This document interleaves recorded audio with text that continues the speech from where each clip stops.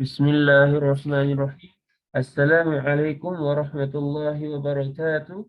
Hi, my name is Muhammad Faizi bin Usman. So today I will presenting about the topic techniques to improve communication skills. So as we learn, effective communication skills are fundamental to success in many aspects of life. Many jobs require strong communication skills. People with good communication skills also usually enjoy better interpersonal relationship with friends and family. The most importantly, successful leaders are able to meaningfully communicate with others. As we can see, there are a lot of leaders that were successful because of their communication skills. For example, like Steve Jobs, Jeff Bezos, who owns the Amazon company, and other than that. All of these leaders possess outstanding leadership skills. So, yeah. So here are a few techniques that a person can improve his communication skills and achieve successfully. So the first one is learn the basics of non-verbal communication. Second, know your audience. Third, be a listener. Fourth, master the art of timing. So the first one is to learn the basics of non-verbal communication. Study found that non-verbal communication accounted for 55% of how an audience perceived a presenter. It means that the majority of what a person says is communicated not through words, but actually through physical cues. So, to communicate clearly and confidently, it is not all about body language, but also the tone of the voice, the eye contact, the facial expression, and also adopt a proper posture.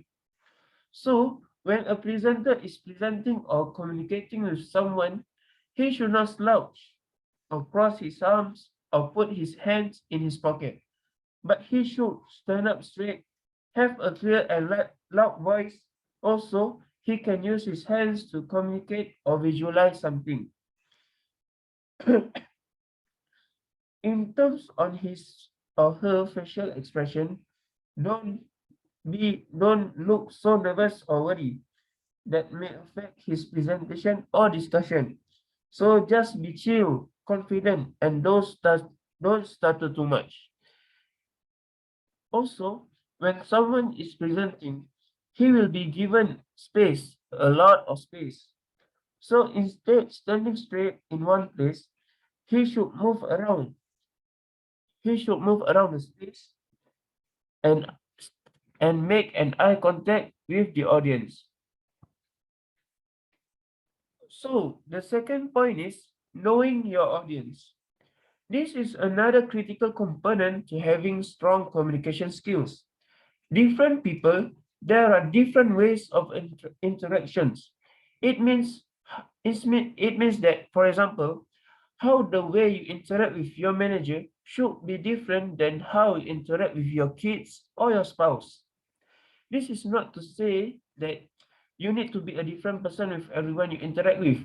For example, when you are with your kids, you will tend to be funny, joking around, or become serious. But when it comes to your manager, there will be no joking around in that interaction while you must be serious on that.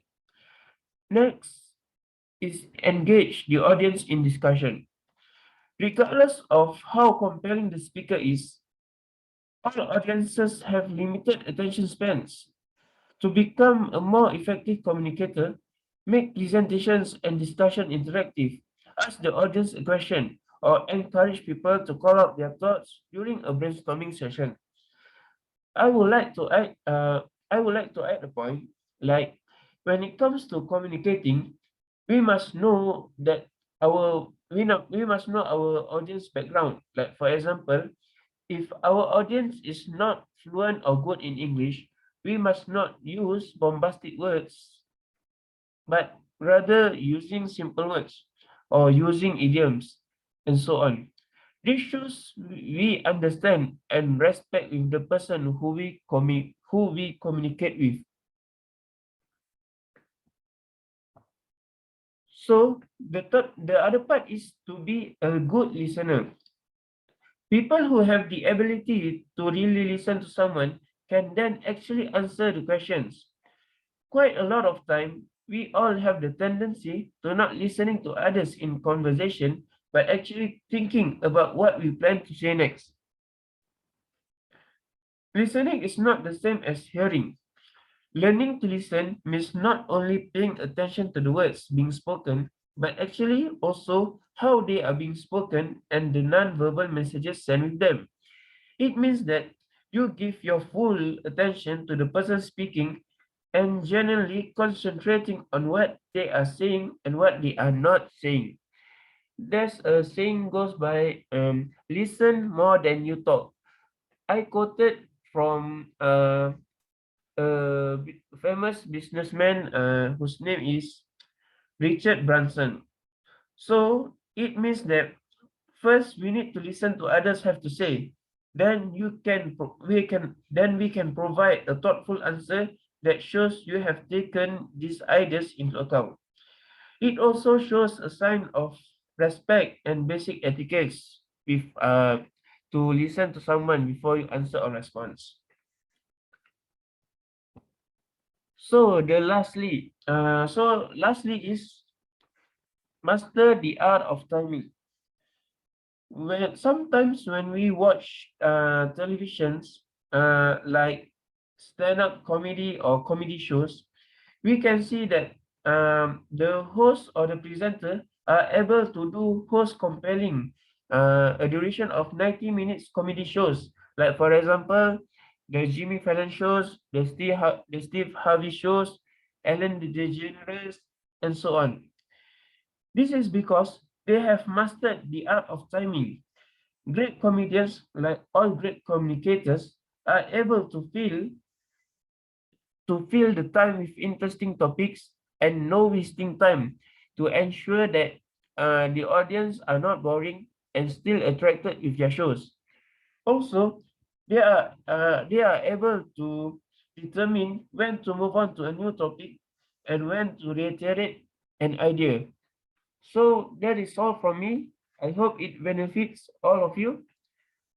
Uh, Assalamualaikum warahmatullahi wabarakatuh.